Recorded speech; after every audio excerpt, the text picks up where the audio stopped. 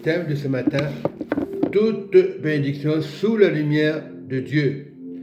Dans Jacques 1,17, la parole nous montre toute grâce excellente et tout don parfait descend d'en haut du Père des Lumières, chez lequel il n'y a ni ombre de variation. Donc Dieu n'est pas là pour vous décourager. Il est la lumière. Rien n'est caché aux yeux de Dieu. Et nous devons rester fidèles au Seigneur. Dieu existe. Dieu nous montre, nous le démontre aussi que cette lumière vient d'en haut. Elle ne vient pas d'en bas. Tout don descend d'en haut. Nul ne peut critiquer les hommes faits à l'image de Dieu. Nous sommes en bas. Ici-bas, nous devons donner la lumière afin que cette lumière monte en haut. Dieu ne peut pas dire le contraire. Il est la bénédiction. Il nous a engendrés selon sa volonté. Ce n'est pas ma volonté, sa volonté. Il y a combien de pasteurs, il y a combien de personnes, des bishops et des prêtres qui n'ont pas de lumière, qui n'ont que l'apparence, qui veulent seulement de la richesse. Mais Dieu était pauvre et devenu riche afin que nous soyons perfectionnés dans le lieu céleste. Et aujourd'hui, il y a beaucoup de chrétiens qui se disent chrétiens, qui soient témoins Jéhovah, qui soient mormons, adventistes, et des chrétiens nés de nouveau, qui se disent chrétiens et qui ne le sont pas, parce qu'ils ne mettent pas ça dans la lumière de Christ. Ils viennent par intérêt, ils viennent pour des places, et c'est la vérité. On ne vient pas pour des places, on ne vient pas pour s'enrichir. Il y a quand même des personnes qui s'enrichissent, certains pasteurs, juste pour l'argent, même pas pour la gloire de Jésus. Mais nous devons être avec Jésus. Lorsqu'on est honnête avec le Seigneur Jésus, eh bien, il nous donne plus encore des finances. Il y a quand même des pasteurs qui s'enrichissent, milliardaires, qui ont des grosses voitures, qui disent on mérite. Non, on ne mérite rien. L'or et l'argent appartiennent à Dieu. Mais ça vient juste pour gagner un salaire et que les fidèles donnent, c'est normal. Et on donne. Tous les pasteurs que vous voyez ont été fidèles, mais à un moment, ils ont arrêté. Leur rêve, c'était avoir des maisons et des voitures, et ça, Dieu n'en veut pas ça. Le matériel, Dieu n'en veut pas. C'est une malédiction. L'argent n'est pas une malédiction lorsqu'on le met dans le Seigneur, lorsqu'on donne pour le Seigneur. Je ne dis pas qu'il ne faut pas des chaises, des micros, parce que dans les nouvelles générations, tout évolue. Avant, il n'y avait pas tant de trucs comme ça, il n'y avait pas de micros, il y avait des miracles, il y avait des prodiges. On ne venait pas par intérêt.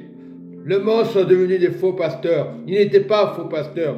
À cause de l'argent, ils sont devenus des faux prophètes, des faux pasteurs. Ça fait mal quand on parle comme ça. Je parle comme ça parce que c'est la vérité. Moi, je ne suis pas parfait. Je peux tomber dans le péché. Mais il faut éviter. Il faut marcher toujours dans la lumière de Jésus. Car lui est parfait. Il y a 10 000 ans, on l'a rejeté. On l'a traité de démon, d'imposteur. Il était pourtant le vrai berger. Et aujourd'hui, le Saint-Esprit, beaucoup se servent du Saint-Esprit pour un intérêt, pour dire donner. On donne, mais ce qu'on donne pour Dieu. Donner, c'est avec le cœur. Quand tu donnes avec le cœur, quand tu ne donnes pas par intérêt, quand tu ne forces pas les 10 offrandes, les bénédictions tomberont. Et lorsque vous forcez, il y a les malédictions. Vous dites, voilà, et ça arrive. Ils ne sont pas tous pareils, les pasteurs. Il y a toujours des gens malades, des gens fatigués, c'est vrai. Mais le don vient d'en haut. Tout don vient d'en haut. Si tu as le don de Dieu, si tu ne critiques pas ton frère et ta soeur, tu verras si les choses vont pas changer. Non. Il nous a engendrés. Ce n'est pas le pasteur qui t'a engendré. Il faut être des pasteurs pour que la nourriture de Jésus, nous sommes responsables.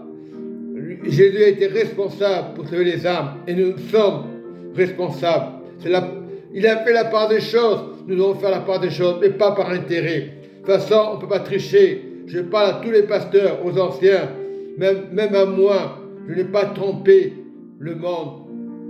La nation vient du Seigneur Jésus. Voilà. tout simplement, bénissez ceux du dehors, bénissez vos voisins. Dites pas, j'ai mon église, j'ai la parole, ça me suffit. Tu peux parler du Seigneur. Voilà, à l'ombre, tu peux parler du Seigneur.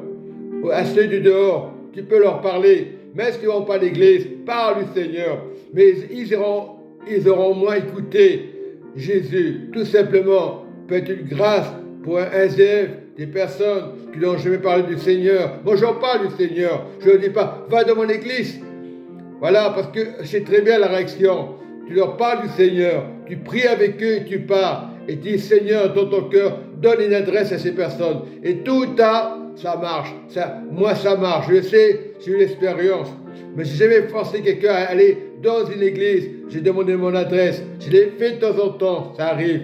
Mais la meilleure évangélisation, c'est de parler de Jésus, de prier avec la personne si elle veut. Moi, souvent, ça m'est arrivé de prier et ça a marché.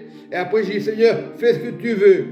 Voilà, je te donne cet instrument. Et après, voilà, après, c'est facile d'évangéliser, mais on ne peut pas forcer. Il n'y a que Jésus qui peut donner. Il y a un temps que se donnera dans le cœur de la personne.